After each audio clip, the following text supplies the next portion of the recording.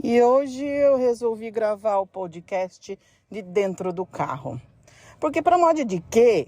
Já que eu tô parada aqui no trânsito caótico pós uma chuva torrencial, vamos ocupar o tempo, usar o tempo para coisa produtiva e também porque eu tenho coisas a dizer. Coisas a dizer. E eu gosto de dizer as coisas que eu tenho para dizer. Que é para ser bem redundante, bem esquisita. Mas então, vamos lá. Vamos continuar com as esquisitices. Hoje, eu ouvi um áudio de uma pessoa. Um áudio tipo podcast também. E essa pessoa maravilhosa, ela fez uma construção de pensamento. E durante essa construção, ela falou muitas coisas que me impactaram e eu selecionei uma delas para trazer para esse podcast, porque, de verdade, esta é aquela facada com giradinha no bucho. Sabe? Tá sacando o que eu tô falando? E na construção toda que ela fez, ela disse o seguinte: porque muitas vezes nós falamos sobre as coisas que nós queremos, a gente verbaliza isso para as pessoas, porém, a gente não toma nenhuma atitude em prol daquilo para além de falar e falar e falar e falar. E isto foi para mim uma facada com giradinha. Por quê? Porque eu sou dessas.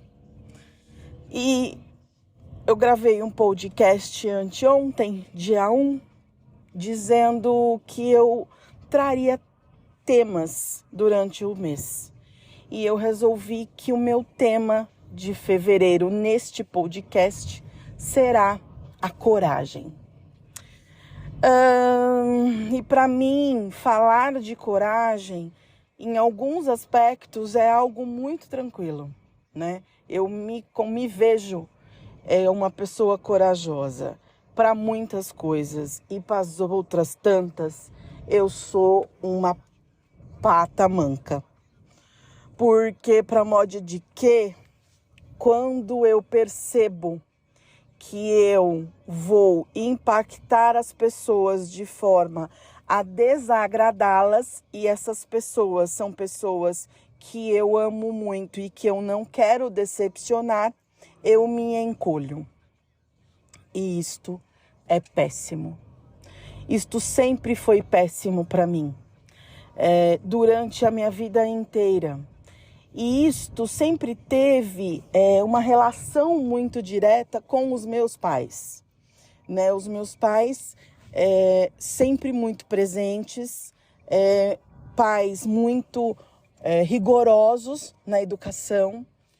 E rigorosos, eu digo, exigentes, né? Nunca fui de apanhar, tomei uns tapas assim, mas nada um absurdo, nada que excedesse o limite aceitável. Não que eu ache que bater tem algum limite aceitável, né? Não acho isso, não. Porém, nunca fui machucada, ou sei lá. Acho que fui também. Eu acho que eu vou retirar isso que eu falei.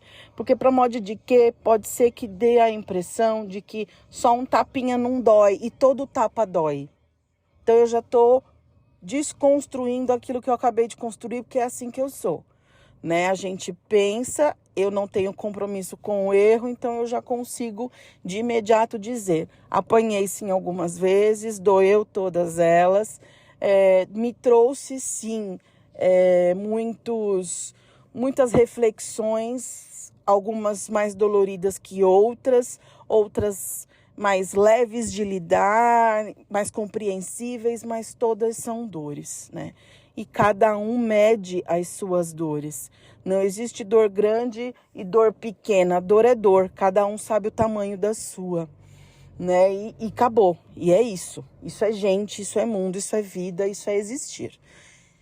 E então, esta exigência toda que vinha dos meus pais, eu sempre tentei, de alguma forma, corresponder e fazer coisas que não os decepcionasse. E por muitas vezes eu os decepcionei, né? Por muitas vezes, porque eu sempre fui muito questionadora, sempre fui muito de ir pro embate, embora com eles eu confesso que eu evitava todo tipo de embate, porque eu não queria decepcioná-los. E isso me trouxe um encolhimento. Quando eu desejava algo que eu queria muito, mas que eu sabia que a minha mãe não ia gostar, que meu pai não ia aprovar, que, enfim, a minha justificativa era: quero fazer isso porque quero, porque é um desejo meu, porque eu tenho vontade, coisa e tal e coisa. E o que eu fazia? Eu optava por não fazer e eu enfiava a minha coragem no saco e não fazia aquilo que eu queria, né? E por muitas vezes eu fiz isso. Meus pais pediam isso para mim? Não pediam, eles não pediam nada. Mas eu fazia por conta própria, né?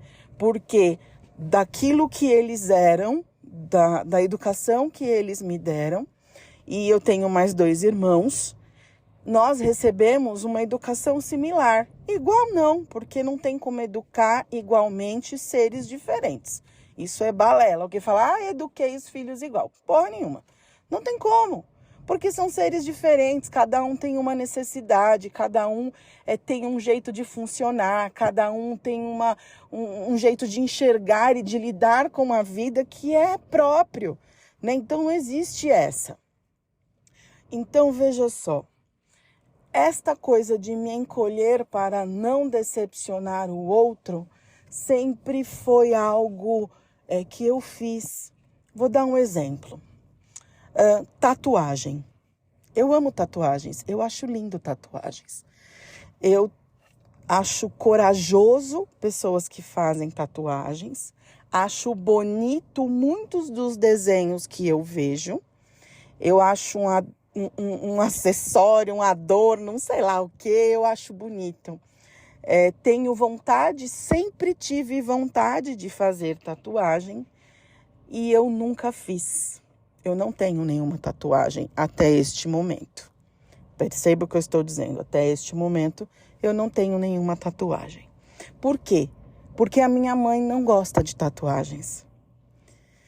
Então, veja, a coragem de dizer: você não gosta de tatuagem, respeito a sua opinião, você não gosta de tatuagens, você não faça tatuagens.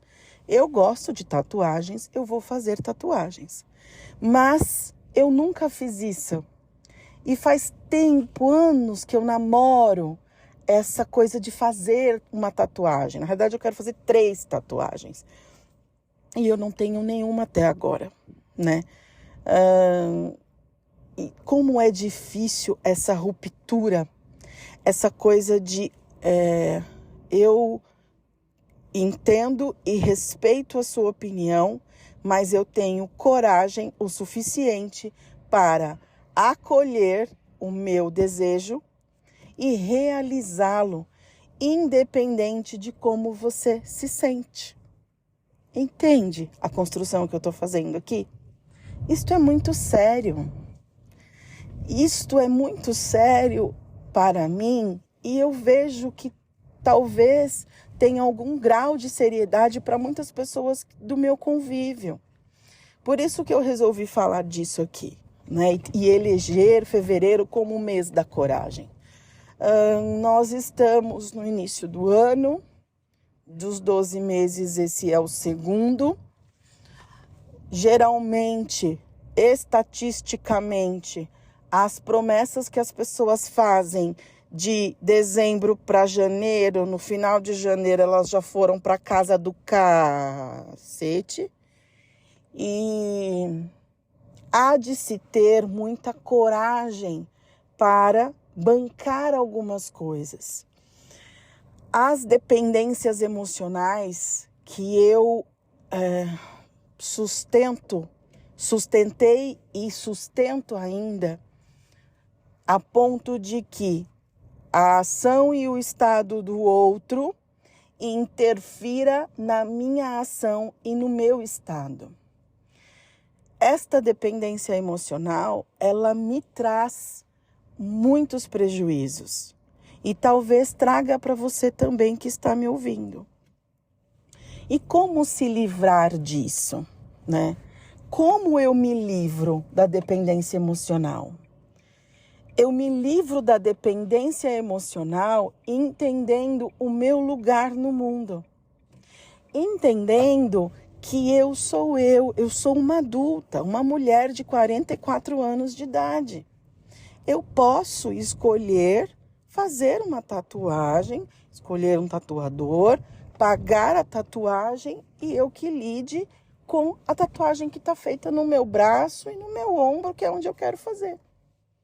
Né? Então, esta coragem, ela tem uma relação, no meu caso, né? Uma relação muito direta com esta dependência emocional, que não é boa de ficar sustentando.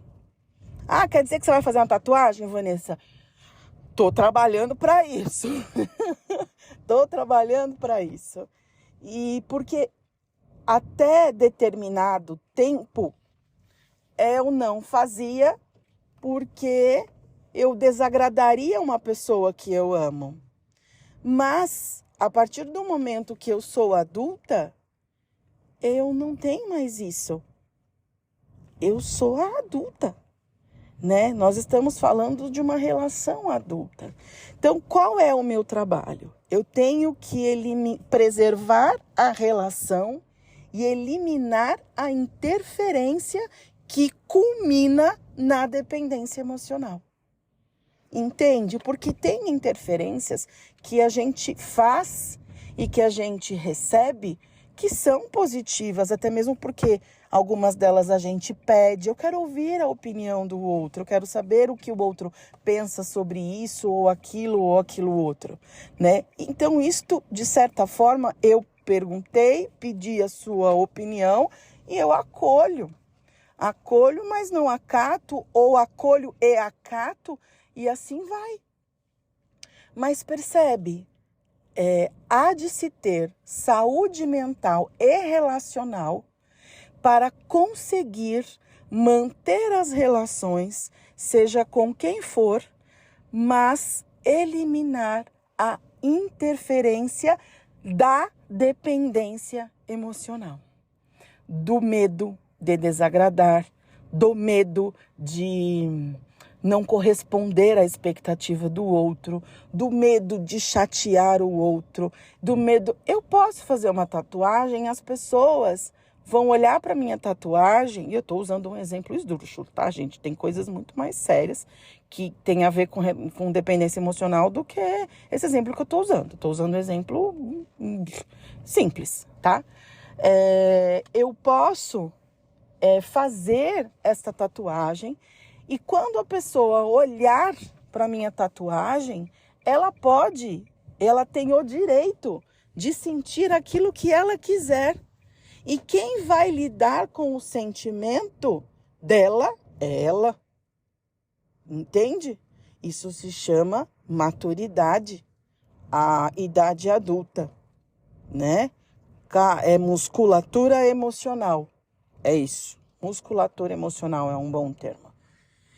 Então, tudo isso é muito complexo, né? Existir é muito complexo e não dá para ser de qualquer jeito, né? Então, o que eu tenho para trazer aqui para você de dentro do carro, você deve estar ouvindo o barulho do trânsito, porque caiu o mundo na cidade onde eu moro por volta da 1h30 da tarde. E agora nós estamos lidando com as consequências da chuva de balde, né? Porque foi de balde, que teve por aqui. E aí tem um pouco mais de trânsito para lidar. Mas é isso. Eu não queria perder o time de poder dizer todas essas coisas, de marcar este meu posicionamento e de dizer que vamos falar bastante de coragem agora no mês de fevereiro. E para isso eu tenho alguns textos separadinhos que são potentes para a gente falar sobre coragem. Textos meus, outros, a maioria deles, de uma autora chamada Brené Brown. Quem não conhece, conheça. E vai dar uma conversa boa. Até!